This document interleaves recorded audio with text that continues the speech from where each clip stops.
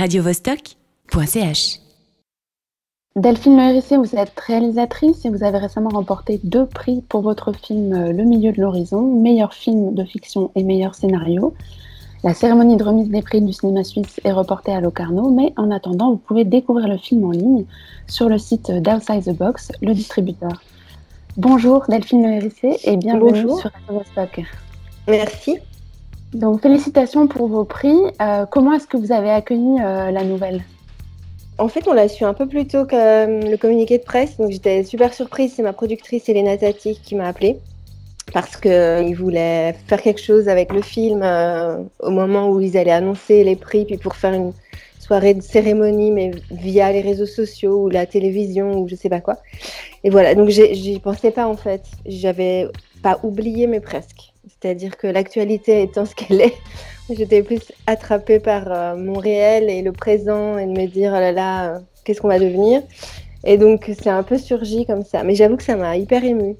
Ça m'a fait hyper du bien. Je me disais, ok, c'est comme un truc à prendre, quoi. Il faut le prendre parce qu'il y avait beaucoup de super nouvelles, on va dire. Donc, non, voilà. Effectivement, c'est une très bonne nouvelle. Et puis, même si on ne peut pas célébrer tout de suite, voilà, on sait qu'on pourra attendre Locarno pour tout ça. Et le film est donc sorti en salle au mois d'octobre l'an passé. Et aujourd'hui, c'est une deuxième sortie qui s'offre à lui. Comment est-ce que vous voyez cette deuxième promotion, cette deuxième opportunité pour le film ? Je trouve que, en fait, ce qui est super, c'est d'essayer d'inventer des trucs quand on en a l'énergie, parce qu'on n'est pas obligé d'avoir toute l'énergie de ça, et puis de l'avoir tous les jours. Moi, par exemple, je ne l'ai pas tous les jours, l'énergie d'inventer des trucs, de se dire « Ah, c'est pas grave, on est enfermé, on va faire un truc, on va sortir quand même ». Je pense que ça demande quand même une espèce de joie particulière. Donc, il faut mobiliser cet enthousiasme. Voilà, il est différent de celui habituel. Moi, je suis partie sur cette émotion, en fait, de se dire, ce film, on l'a fait avec beaucoup d'émotions, beaucoup d'engagement, on l'a fait collectivement, c'est une aventure très particulière, c'est pas moi qui ai écrit le scénario, c'est un roman, donc on se connaît tous, l'auteur, la scénariste, les gens qui ont travaillé sur le film. Bon, déjà, un film, c'est une aventure collective, mais celle-là, elle est d'autant plus qu'elle a été commandée par mes producteurs, avec qui j'ai déjà travaillé, qui m'ont présenté un scénario. Enfin, voilà, donc ça s'est construit d'une manière très spéciale pendant 2 ans et demi. Et tout à coup, il y a déjà arrivé au bout d'un film, c'est spécial. Puis il y a cette sortie en salle, puis il y a ces prix, en fait, qui sont un peu la fin du parcours en Suisse, parce que le film, il a aussi un parcours international. Donc c'est tout des échéances. De toute façon, nous, dans nos métiers, on attend tout le temps une bonne nouvelle ou une mauvaise nouvelle. On attend d'avoir le financement ou pas, on attend d'être choisi pour faire un film, ou que le scénario plaise au producteur ou pas. On est toujours en train d'attendre un truc. Donc, finalement, ce genre de prix, moi, j'attendais plus parce que je pense qu'il y a des très beaux films en face. Des films suisses-allemands que je considère comme être des gros films. Et puis moi, j'ai l'impression d'avoir fait un film plus petit, plus modeste dans le budget, voilà. Je sais pas pourquoi, j'ai toujours l'impression de faire des petites choses, puis que les autres font des grandes choses. Soit. Et donc, du coup, cette récompense, elle est venue comme un signal que les gens avaient vu les films, ils avaient pris le temps de les voir dans une émotion particulière en plus, puis qu'ils avaient été touchés. Donc, je me suis dit, c'est super parce que ce qu'on a, nous, ressenti comme émotion, je pense que c'est passé à travers le film, comme ce que j'ai ressenti aux avant-premières quand le film est sorti en Suisse en septembre. Puis du coup, je me dis que cette émotion, elle continue de voyager, et puis ça donne ce prix du cinéma suisse, voilà, inespéré. Puis maintenant, je sais pas comment les gens vont découvrir le film dans leur salon, mais je me dis, peut-être que cette émotion va encore passer à travers cet endroit du salon, et puis atterrir chez les gens, puis ce serait super, voilà. Je trouve ça super de se dire qu'on peut soutenir un cinéma, voilà. Parce que même si c'est à la télé, ça reste du cinéma. Nous, on l'a fait pour le cinéma. Alors, qu'est-ce que c'est que le cinéma ? Et le cinéma chez soi. Et du coup, ce qui est chouette, c'est de se dire que les gens qui n'ont pas pu découvrir le film en salle ont maintenant cette opportunité. Et puis, les gens qui l'ont découvert et peuvent le revoir à nouveau. Voilà, il y a cette deuxième, cette continuation, cette prolongement, en fait, cette ouverture au public plus large. Ils peuvent le revoir s'ils ont envie de soutenir leur salle de cinéma, ce qui peut être une espèce d'acte militant pour le cinéma. Bon, il y a plein d'actes militants à faire en ce moment aussi, voilà. Mais aussi le montrer à d'autres gens qui l'ont pas vu, parce que si eux ils l'ont vu en salle, et ils l'ont peut-être pas, leurs enfants l'ont peut-être pas vu, ou leurs parents. C'est peut-être les enfants qui l'ont vu, parce qu'on a obligé un certain nombre d'adolescents des gymnases à voir le film. Donc, pendant la sortie, parce qu'on a fait toute une intervention pendant une semaine à Burier. Et puis, on a rencontré plein d'étudiants, moi, le producteur, les scénaristes, la directrice de production. Enfin, on a fait toute une organisation autour du cinéma, de qu'est-ce que c'est que de faire un film. Donc, c'était un peu obligé de voir le film. Puis ça, c'était génial parce que du coup, il y en a qui étaient fâchés, puis après, il y en a qui étaient quand même contents. Donc, je me dis, c'est ceux-là, peut-être qu'ils vont dire à leurs parents, allez, vas-y, achète ton billet, on va regarder ça ensemble. Du coup, peut-être qu'on peut préciser, donc, le film se passe à l'été 76, pendant la grande sécheresse, et on suit un personnage qui s'appelle Gus, qui est donc un jeune garçon, d'où la référence aux jeunes et aux séances scolaires qui ont été organisées, j'imagine. Et c'est vraiment cette mise en scène du passage à l'âge adulte, qui est quelque chose que vous aviez déjà expérimenté lors de votre premier long métrage. Puppy Love, et qu'est-ce que ça veut dire pour vous? Est-ce que c'est vraiment quelque chose qui fait sens? Est-ce que c'est un peu un hasard de se retrouver autour de cette thématique sur 2 longs métrages? Non, c'est pas un hasard. Puis en plus, je suis encore en train de bosser sur un projet avec cet âge de l'adolescence. Je trouve que c'est fascinant, en fait, tout simplement. J'ai pas de nostalgie par rapport à ma propre adolescence. Moi, je voudrais pas y retourner. Mais je pense que c'est vraiment un moment tellement unique où il se passe un truc unique physiquement, psychologiquement, émotionnellement et ça que je trouve que c'est très cinématographique. C'est vraiment ce moment où on regarde sur les photos de classe, par exemple. On est en dernière année de primaire, par exemple, ou d'école normale, puis après on passe. Enfin, on voit ce changement physique, il est tellement fou à filmer. Et dans les 2 films, j'ai eu la chance de travailler avec des jeunes gens qui étaient en train de se transformer physiquement, ou qui, par l'aventure du film, et par leur propre vie, et par cette bascule et cet âge qu'ils avaient, ils étaient en train de se transformer. Donc, ça fait quelque chose en plus pour la caméra. Dans l'histoire, d'abord, ça joue un rôle dans l'histoire. L'Agus, il a changé, il a pris quelques centimètres, et puis surtout, il a pris 1 ou 2 pointures de chaussures pendant le tournage. Puis, donc, nous, on n'a pas tourné dans l'ordre, mais quand même, à des moments, on voyait qu'il y avait quelque chose qui se passait dans son corps, puis ses shorts se raccourcissaient au fur et à mesure. Et puis, je pense que ça, la caméra, ça a un pouvoir conscient et inconscient. Donc, je pense qu'il y a des choses qui transparaissent. Et je pense son évolution et intellectuelle aussi, comment toutes les choses qu'il a apprises et tout ça, bah, quelque part, elle apporte quelque chose à l'image. Et elle se voit, en fait.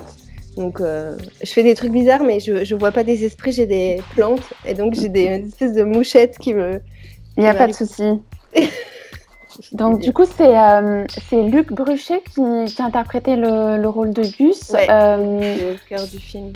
Comment est-ce que s'est passée la rencontre et puis le travail, en fait, avec un jeune acteur novice, en fait, parce que c'était sa première réalisation? En fait, on a fait un grand casting en Suisse romande, immense, pour chercher les enfants de Laetitia Casta et de Jalil Lesper, qui est un acteur français qu'on pensait à l'époque qui jouerait le père de Luc Bruchet, enfin de Gus, ce personnage central. Et puis, pour créer une ressemblance, quoi. Donc, on a vu 500, 600 adolescents. On a cherché en même temps Mado, la jeune fille et le garçon. Et puis, moi, j'ai vu beaucoup, beaucoup de jeunes. Effectivement, après en vidéo, en photo, et puis ensuite en vrai. Quand ils passaient, on va dire, le cap de la vidéo qu'ils avaient tourné avec des directeurs de casting un peu partout, moi je les rencontrais par petits groupes de 5-6. Et Luc, je sais pas, il s'est passé un truc magique. Mais comme avec Solène Rigaud, quand elle est entrée dans la salle de casting pour jouer Diane, donc le rôle principal dans Puppy Love, c'est vraiment un coup de foudre, quoi. Il y a un truc qui se passe, je sais pas expliquer. D'abord, on fait un casting très long, on se convainc qu'on en aime plein, qu'ils sont tous super, parce qu'on a envie de trouver. Donc on se dit non mais celui-là il va être très bien, etc. Puis en fait, au fond de soi, on n'est pas super convaincu, mais on se dit quand même que si, que ça va aller. Puis tout à coup, il y a quelque chose qui se passe. Je pense que c'est vraiment de la chance. Lui, il était dans une telle sensibilité, dans une énergie qui était complètement le rôle en fait. Et puis il était très stressé. Et moi, j'arrêtais pas parce qu'il y avait beaucoup d'autres garçons, et donc je voulais pas créer des préférences, il fallait les faire travailler tous pareil. Et puis je voyais qu'il était dans son coin, hyper tendu. Puis je suis allée le voir, je lui ai dit, tu sais, tu peux te détendre, je pense. Puis il comprenait pas pourquoi je venais le voir, lui. Pour lui, ça voulait dire, si elle me dit ça, c'est-à-dire que c'est mort. je peux me détendre parce que c'est mort, donc ça sert à rien de stresser. Et puis en fait, c'était l'inverse. Donc on était tous les deux dans un truc, ouais, comme une rencontre amoureuse, quoi. On est un peu cons. On dit pas les bons trucs, l'autre interprète. Enfin, voilà. C'était chouette. Et pour les actrices, donc parce que on a parlé du personnage de Gus, mais c'est un film qui met en scène aussi les femmes et les histoires de ces femmes. Et donc vous avez tourné avec Laetitia Casta, on l'a dit, qui interprète la mère, et également Clémence Poésy. Pourquoi ces deux actrices voilà, pourquoi travailler avec des actrices françaises qui sont connues à l'international? Est-ce qu'il y avait une idée derrière ça? Il y a toujours une ambition quand on fait un film comme ça. Il y a quand même, un budget important. On a envie que le film soit vu ailleurs qu'en Suisse.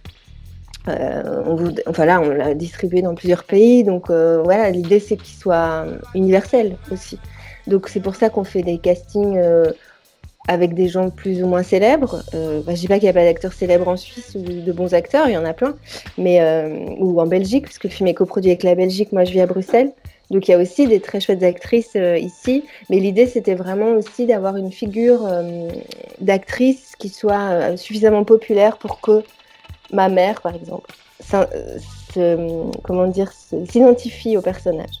Moi je voulais vraiment faire un film pas forcément classique dans sa forme, mais quand même quelque chose d'assez simple qui fasse qu'on n'est pas dérangé par la séduction que parfois les metteurs en scène mettent dans leur réalisation. Ça, je veux pas des déploiements de trucs techniques incroyables, je voulais quelque chose de très abordable, vraiment à hauteur d'enfant, assez réaliste, et qui puisse finalement concerner un max de gens, et que l'histoire concerne des femmes en se disant « Oh là là, j'ai vécu ça, ma mère a vécu ça, mon père était comme ça, mais en fait, il subissait quelque chose. Oh, le pauvre garçon, qu'est-ce qui lui arrive, comment il va faire ?» Voilà, qu'il y ait une identification par l'émotion. Et donc, effectivement, la popularité de l'actrice permet ça. C'est-à-dire, on n'a pas envie de penser que Laetitia Casta, elle est méchante, puis qu'elle s'en va, puis qu'elle les abandonne, puis que c'est une horrible salope.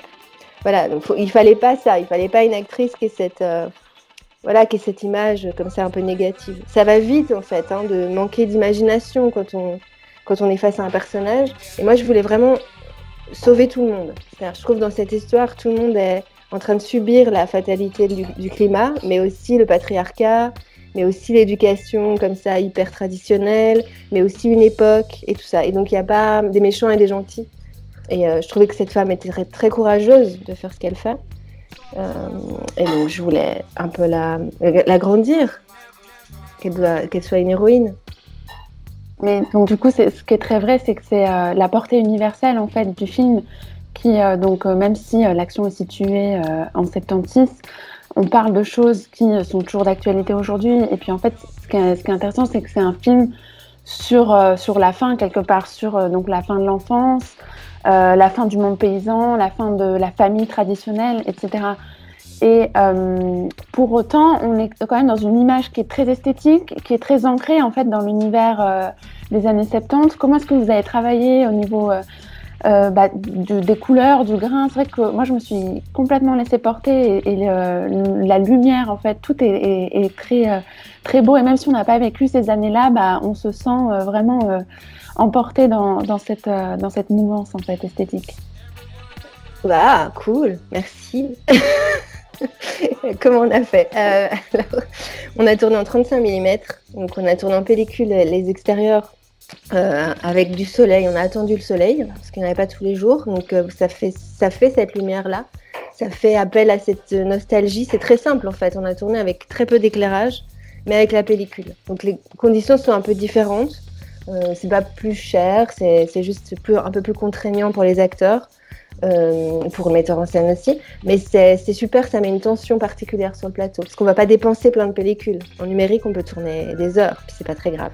Là, il faut faire quand même un peu attention à ce qu'on fait. Puis les magasins de pellicules sont limités, donc on peut pas tourner pendant 20 minutes si on a un magasin de 10.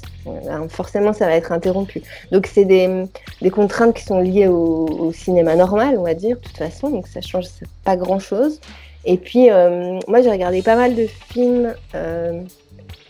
je regarde beaucoup de films français vieux et même européens vieux. J'ai une espèce de truc où j'aime bien les vieux trucs.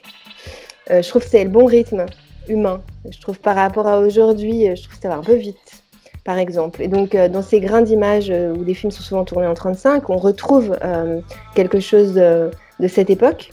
Et donc, je me disais, il suffit de faire un film comme si on était dans les années 70, et puis on aura l'impression, en regardant le film, d'être dans les années 70. C'était un peu très théorique. En fait, ça a fonctionné. Moi, je vous encourage à regarder Le souffle au cœur de Louis Malle. C'est une histoire magnifique d'amour entre un enfant et sa mère, d'adolescent. Et puis il y a un autre film très beau qui s'appelle Le Messager, de Joseph Losey, qui a eu, je crois, la Palme d'Or ou un prix spécial du jury à Cannes en 76, justement. Il y a une canicule, ça se passe dans l'Angleterre victorienne. Et là aussi, c'est un adolescent qui découvre l'amour, mais à travers, en espionnant les adultes, en devenant lui-même un messager. Et je trouve dans ces films, il y a vraiment quelque chose qui m'a hyper fort inspirée pour assumer de faire le milieu de l'horizon comme ça. L'histoire de quelqu'un qui grandit, elle est assez banale, on le vit tous, puis elle est assez universelle. Et puis, je trouve ces metteurs en scène-là, qui sont des messieurs et des hommes, voilà, qui sont des grandes personnes du cinéma, ils avaient un truc où ils disaient, je vais juste filmer l'histoire, sans se prendre la tête, en se disant, je filme l'histoire, on est en telle année, je ne me prends pas la tête sur qu'est-ce que je suis en train de faire. Donc je me suis dit, je vais me mettre dans ce chemin-là, je vais filmer l'histoire. Comment moi je vais la filmer? Comme si j'étais dans les années 70. Puis bon, il y a eu, ce qui nous a aidé, c'est de tourner en Macédoine avec des décors qui étaient quand même pas très abîmés par la modernité. Donc on n'a pas dû être contraint, en tout cas dans les extérieurs, de se déplacer, de cacher un supermarché, de cacher des maisons, des poteaux électriques, des signes au sol et tout ça. Et puis on a un super chef déco qui s'appelle Yvan Niklas, qui est suisse et qui a, lui, fait les films d'Ursula Meyer. C'est un monsieur génial sur comment on travaille un objet de manière nostalgique. Donc on a beaucoup discuté ensemble. Moi, je lui ai dit les objets qui me revenaient en mémoire, mais c'est pas vraiment en mémoire parce que je suis quand même juste née à cette année-là, donc je me souviens pas non plus. Mais j'ai des photos. Et donc les photos me faisaient appel à ma mémoire. Et donc je lui disais, voilà, moi j'aimerais bien qu'il y ait telle couleur, qu'il y ait tel objet, etc. Donc on a travaillé comme ça, avec nos émotions, quoi, en fait, tout bêtement. Super. Merci beaucoup Delphine pour ces précisions et puis ces petites recommandations ciné en plus. Voilà. Pour nous occuper. Donc, on rappelle, c'est sur le site de Outside the Box. Vous pouvez choisir votre cinéma et puis la séance est à 10 francs. Voilà. Je vous remercie. Une bonne journée et puis à très bientôt sur Radio Vostok. Courage, à bientôt. Ciao. radiovostok.ch